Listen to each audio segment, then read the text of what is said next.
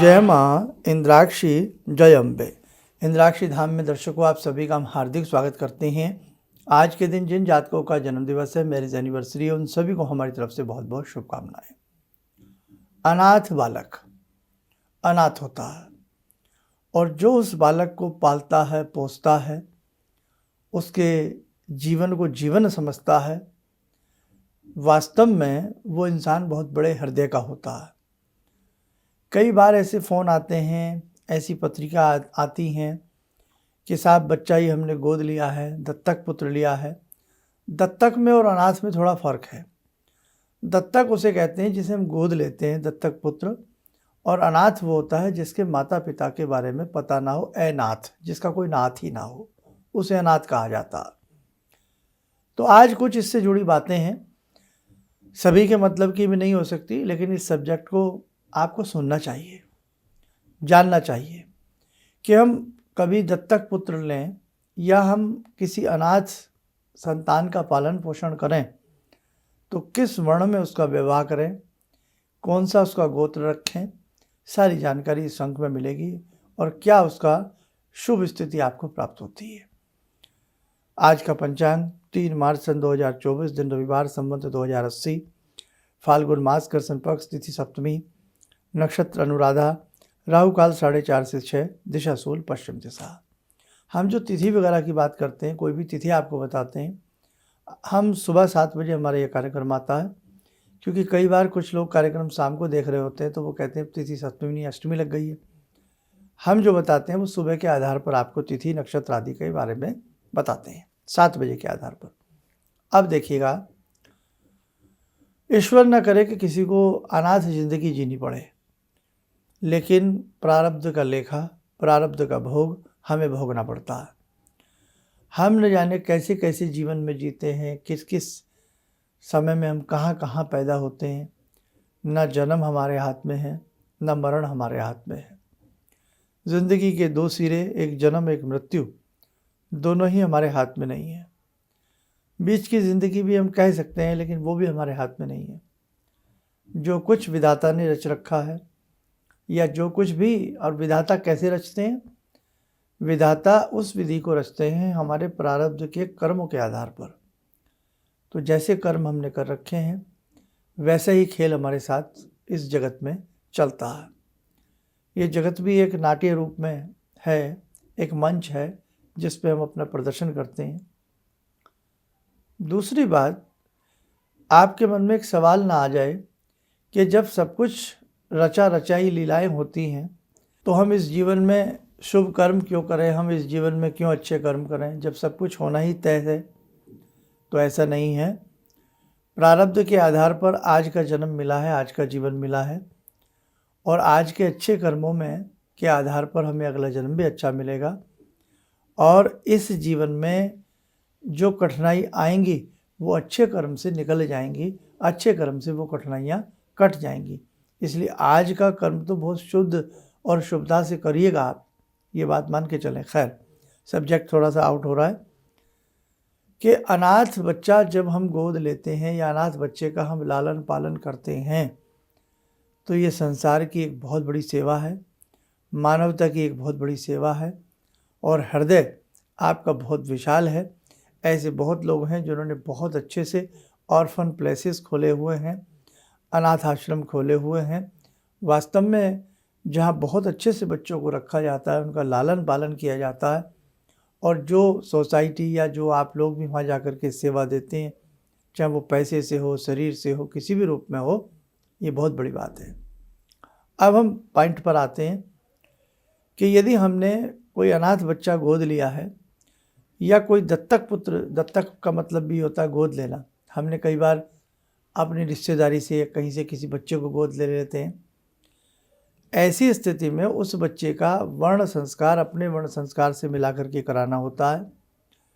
जो गोत्र आपका होता है, यानी कि गोद लेने वाले व्यक्ति का जो गोत्र होता है, वही गोत्र उस बच्चे को दिया जाता है। जैसे आप ब्राह्मण कुल से हैं, आप वैश्य से हैं, आप राजपूत से हैं, आप किसी भी कुल से हैं, तो जो कुल आपका है, जो गोत्र आपका है, वही गोत्र उस बच्चे को देना होता है।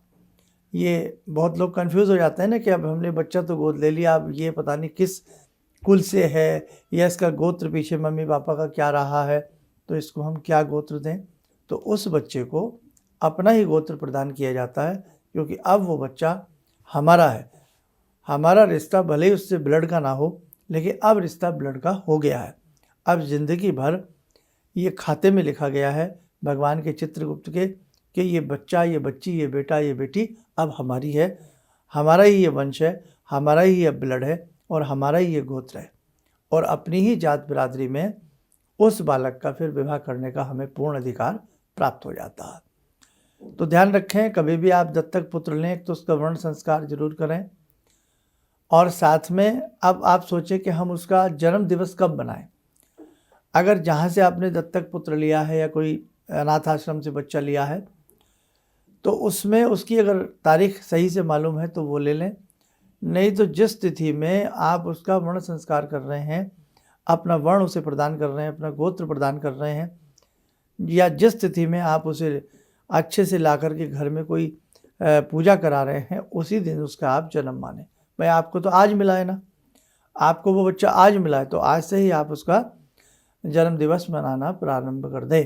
भाई जिस दिन जो मिला है ना, ये भी है। और यदि वहाँ के किसी रजिस्टर्ड में या दत्तक पुत्र रिश्तेदारी से लिया है, तो वहाँ तो पता ही होता है कि भाई ये बच्चा इस तारीख को जन्मा है, तो फिर उसी हिसाब से उसका जन्म दिवस हम लोग मना सकते हैं।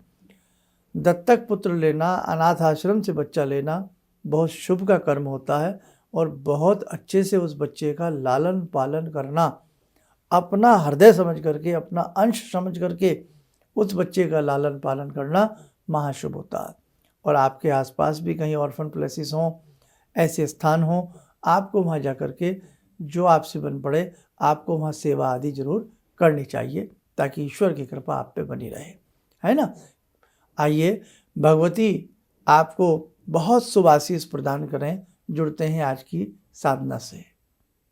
ॐ सिन्दूरारुणविग्रहां त्रिनयनां माणिक्यमौलिस्फुरात् स्तारानायकशेखरं स्मितमुखी भापेन वाक्षोरुवां पाणिभ्यामलपूर्णरत्नचषकां रत्नोत्परां बिभ्रति सौम्यां रत्नघटस्थरक्तचरणां ध्यायेत्परां अम्बिकां खड्गं चक्रगदेषु चापपरिगान् शूलम्बुशोण्डिं शिरा शङ्खं संदधतीं करे स्त्रीनयनां सर्वाङ्गभूषावृतां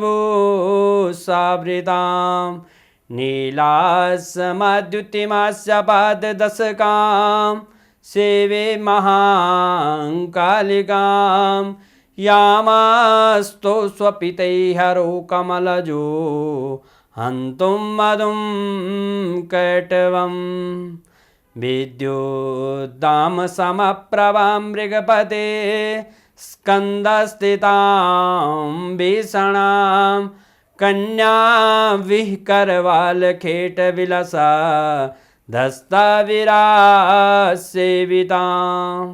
हस्तैश्चक्रगदाशिखेटविशिखां चापं गुणं तर्जनीं विप्राणामलिलात्मिकां शशिधरां दुर्गां त्रिनेत्रां भजे। कवच बना लें, ध्यान करें, जगत जननी का शुभ आशीष हम सबके ऊपर बरस रहा है।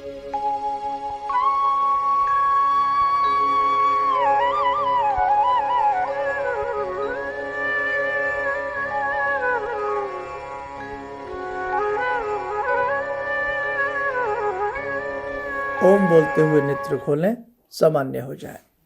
देखो साधकों, कई बार छोटी छोटी बातें हैं, लेकिन छोटी छोटी बातें हमें मालूम होनी चाहिए। दत्तक पुत्र की जैसे आज हमने आपसे बात कही, कई बार हम अपने हाथों से कन्यादान भी करते हैं, भले ही हमारे कन्या हो, लेकिन फिर भी हम किसी कन्या का कन्यादान करते हैं। इस पर एक एपिसोड बनाएंगे। और कन्यादान सबसे बड़ा दान माना जाता है। माता पिता अपने हृदय का कलेजे का टुकड़ा किसी को सौंपते हैं। तो कन्यादान के समय आपने देखा होगा कि जब कन्या विदा होती है तो कैसा भी पाषाण हृदय क्यों ना हो, उसकी आंखें नम हो जाती हैं। तो कन्यादान बहुत बड़ा दान माना जाता है। और यदि किसी घर में कन्याएं नहीं तो हमें कहीं ना कहीं किसी कन्या का कन्यादान जरूर करना चाहिए। उसके विवाह की तैयारी, उसके विवाह का साजो सामान या जो भी सारी बातें होती हैं, इस सौभाग्य से आप लोग अपने जीते जी वंचित न रहें। इस बारे में भी हम एक बार प्रकाश डालेंगे, एक अंक बनाएंगे और आपको बताएंगे। चलिए, आप सब लोग स्वस्थ रहें, सुखी रहें। इन्हीं शुभकामनाओं के साथ हम अपनी वाणी को विराम देती हैं। जय जय अम्बे। जिंदगी के इस प्रवाह में तमाम लोग डिप्रेशन के इस हालात से गुजर रहे हैं। सफलता असफलता अपनी जगह की बात है, लेकिन पता नहीं कितने सारे लोगों को इन्होंने डिप्रेशन से उबारा है, नया मोटिवेशन दिया है काम का। इनका जो एक अनुभव था कि एक मेरी बातें इनसे लगातार कभी कभार हो जाया करती हैं। एक दिन मेरी बात हो रही थी, अचानक इन्होंने प्रश्न किया कि क्या आपके यहाँ कौवे आ रहे हैं। मैं बहुत तेज चौंका। करीब 4-5 दिनों से कौओं का झुंड मेरे घर पे मंडरा था। तो मैं यही सोचने परेशान था, ये शुभ है अशुभ है, क्या चीज़ है। तो मैंने प्रश्न किया कि क्या मैंने आपको बताया कि मेरे घर में कौवे आ रहे हैं। कहने नहीं, मुझको दिखाई पड़ रहा है। तो कुछ तो अलौकिक है इनमें। दूसरा क्या, जो इनका उद्देश्य है, जब महाकुंभ में आए थे, मेरी इनसे वार्ता हुई तो मैंने इनका उद्देश्य जानना चाहा कि किस उद्देश्य के लिए आप काम कर रहे हैं। तो जो उद्देश्य उन्होंने मुझको बताया, मैं मन से इनके उद्देश्य के साथ जुड़ गया। इनके साथ तो जुड़ा था ही, अब इनके उद्देश्य के साथ भी हूँ मैं। किसी भी समस्या के समाधान के लिए मिले प्रसिद्ध हस्तरेखा एवं वास्तु विशेषज्ञ प्रोफेसर धर्मेंद्र शर्मा जी से। नोट: शिविर में भाग लेने हेतु एवं व्यक्तिगत रूप से मिलने के लिए कॉल करने का समय सुबह 10 बजे से शाम 6 बजे तक। हमारे विभिन्न ज्ञानवर्धक कार्यक्रम देखने के लिए आप हमें अभी सब्सक्राइब करें, बेल आइकन को प्रेस करें ताकि आप देख सकें हमारा कार्यक्रम सबसे पहले। और अधिक जानकारी के लिए फेसबुक पेज को लाइक करना न भूलें।